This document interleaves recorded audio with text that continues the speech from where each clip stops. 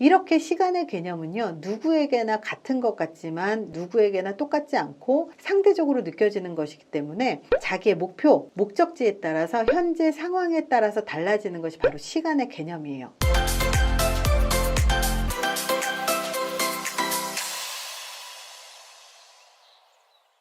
우리 일 잘한다는 이야기 듣고 싶지 않으세요? 저 사람 되게 능력 있네, 이런 얘기 듣고 싶죠? 능력 있는 사람들은요, 절대 알려주지 않는 시간 관리의 절대 법칙 4가지가 있어요. 이거는 단순히 중요한 일을 해라, 아니면 투두리스트를 관리해라, 이런 게 아니고요. 시간 관리하고 전혀 관련이 없어 보이는데 시간 관리에서 반드시 필요한 게 있습니다. 미국에서 10대에서 성인까지 하루 일과를 조사를 해보니까 개인적으로 약간 차이는 있지만 평균적인 일과는 비슷했다고 해요. 생산활동으로 24에서 60%, 근무나 공부로 20에서 45%, 그리고 담소, 식사, 몽상으로 4에서 15%, 가사활동 8에서 22%, 여가활동 20에서 43%, TV 독서는 9에서 13, 취미는 4에서 13. 결과를 보면 대체로 3분의 1은 꼭 해야 되는 일, 3분의 1은 좋아서 하는 일, 나머지 3분의 1은 해도 되고 안 해도 되는 일이었어요. 이 중에서 성공한 사람과 실패한 사람의 차이는요, 자기의 시간을 어떻게 보느냐의 차이가 컸습니다. 성공한 사람은요, 해야 할 일을 좋아하는 일로 받아들여서 4분의 3의 시간을 즐겁게 할애한 반면에, 실패한 사람은 꼭 해야 되는 일임에도 불구하고 해도 그만 안 해도 그만인 일들로 시간을 채운 거예요.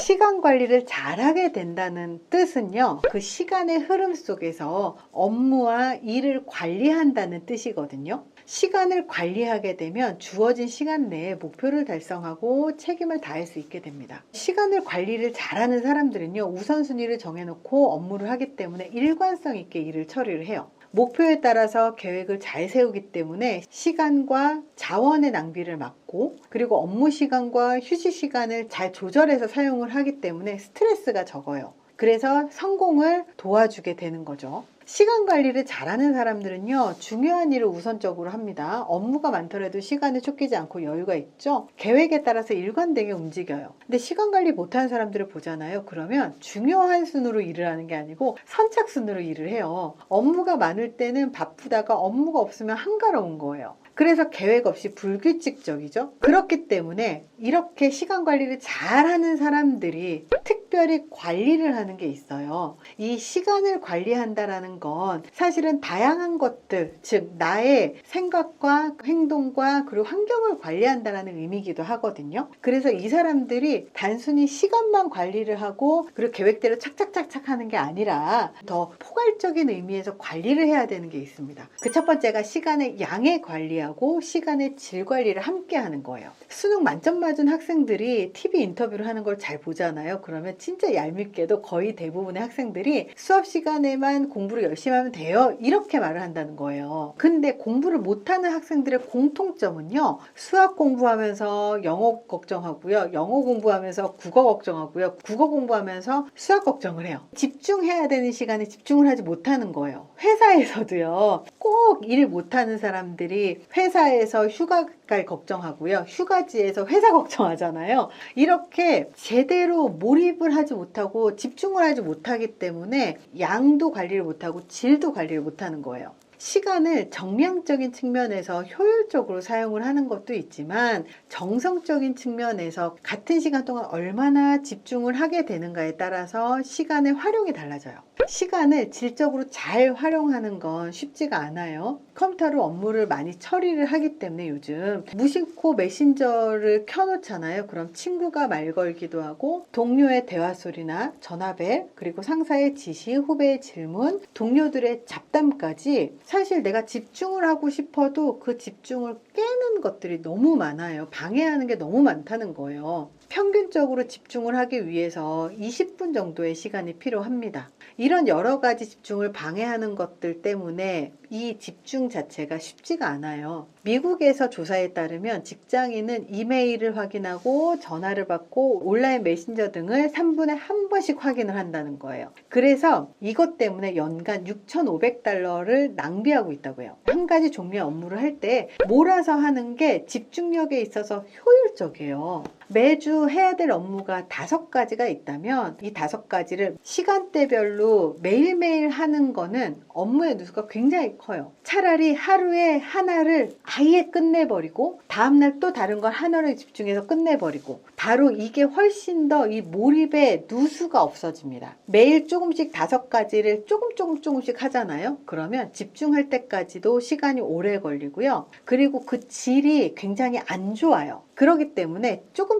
하루에 여러 가지를 하는 것보다는 하루에 하나를 집중해서 끝내놓는 게 훨씬 더 낫다라는 거예요. 기업에서는 이런 낭비를 막기 위해서 집중 근무 시간을 도입하기도 하지만 무엇보다 업무에 집중하려고 하는 개인의 노력이 더 중요합니다. 두 번째 관리를 해야 되는 게 성격과 습관이에요. 3살 버릇 여든까지 간다는 속담이 있습니다. 이 말은 일리가 있는 말이죠. 보통 인간은 태어나고 3년이 되면 인간의 뇌가 90% 이상 성장을 해서 거의 성인의 뇌와 비슷해집니다. 3년 이상이 되면 성장이 거의 없고 발달됐었던 이 뇌세포들이 모두 탈락이 되면서 성장 속도가 굉장히 느려집니다. 사람의 습관과 성격 형성은 태어나서 3년 이내에 형성이 되거든요. 이때 형성된 성격은요, 개인이 무던한 노력이 없이는요, 바뀌기가 어려워요. 이렇게 형성된 성격에 따라서 습관도 달라지고, 그리고 습관적이고 반복적인 생각과 행동과 감정의 반복이 이 시간을 관리하는 데 굉장히 많은 영향을 미칩니다.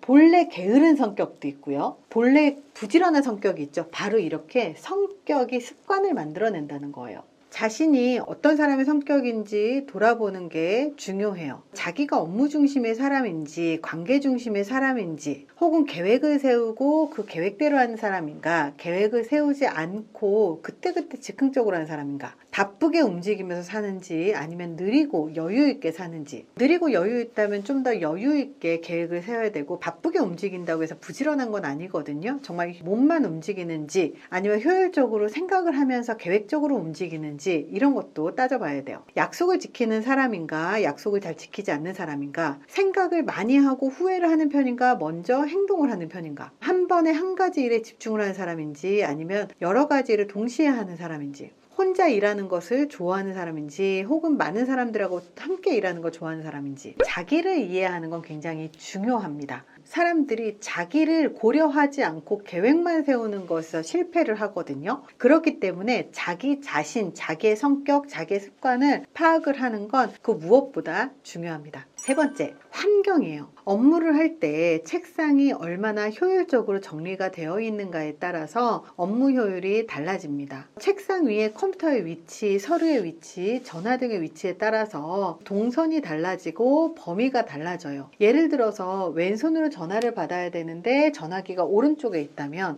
그만큼 누수가 심하고 그리고 불편하겠죠. 그러니까 내가 편안하게 일을 할 수 있는 환경을 만들어 놓는 건 굉장히 중요해요. 움직이는 반경의 범위나 불필요한 행동이 많으면 많을수록 시간도 낭비되는 게 굉장히 많고요. 생각의 누수 그리고 행동의 누수가 굉장히 많을 수밖에 없어요. 정기적으로 우리의 주변을 정리하는 건 성격을 바꾸는 것보다 훨씬 쉬워요. 그래서 정기적으로 주변을 정리를 하고 환경을 정리한다는 게 단순히 책상을 정리하고 집안을 정리하는 게 아니라 불필요한 인간관계도 정리를 하는 것도 포함이 됩니다. 그래서 이렇게 환경을 정리하는데 바로 집중할 수 있는 방법을 몇 개 알려드릴게요. 바로 집중을 하게 만드는 스위치를 한번 만들어 보세요. 예를 들면 업무를 시작할 때 바로 몰입하는 게 어렵다면 일을 시작할 때 이어폰을 끼고 음악을 듣는 습관을 갖고 있는 사람들은 이어폰을 끼자마자 바로 몰입이 시작이 되거든요. 이렇게 나만의 스위치를 만드는 거예요. 내가 매번 하는 행동을 똑같이 시작을 하면 바로 몰입을 하는 것들, 바로 이런 것들입니다. 저 같은 경우는 이미 수십 번을 본 내용을 이미 알고 있는 드라마를 켜고 이어폰을 꼽습니다. 그러면 바로 일로 몰입을 할 수가 수가 있어요. 물론 몰입이 시작되고 대사가 귀에 계속 거슬리게 되면 드라마를 끄는 거죠. 이렇게 바로 몰입을 시작할 수 있는 환경을 만드는 것, 그런 스위치를 만드는 건 우리가 일하는 습관에 따라서 만들어낼 수가 있습니다. 그 외로 장소를 지정하는 방법도 있습니다. 일하는 책상을 지정을 해 놓는 거예요. 그래서 그 책상에 앉으면 그냥 바로 일에 몰입할 수 있는 일만 하는 책상인 거죠. 저 같은 경우도 일만 하는 책상, 촬영만 하는 스튜디오, 회의만 하는 사무실, 이런 식으로 장소가 정해져 있습니다. 이 장소에 가잖아요. 그러면 항상 하던 행동에 바로 몰입이 됩니다. 불면증이 있는 사람은 침대에서 책 읽지 말라고 하는 얘기 들어보셨을 거예요. 침대에서 잠만 자는 사람은요, 침대에 눕는 순간 잠이 쏟아져요. 즉 장소와 행동이 연합이 됐기 때문에 내가 항상 하던 행동으로 바로 몰입이 되는 거죠. 이런 식으로 장소를 지정을 하거나 스위치를 만드는 방법으로 환경을 몰입할 수 있는 환경으로 만드는 것도 굉장히 좋습니다. 네 번째, 목표의식이에요. 일을 잘하고 능력이 있고 그리고 시간 관리 잘하는 사람들을 보잖아요. 그러면 목표의식이 뚜렷해요.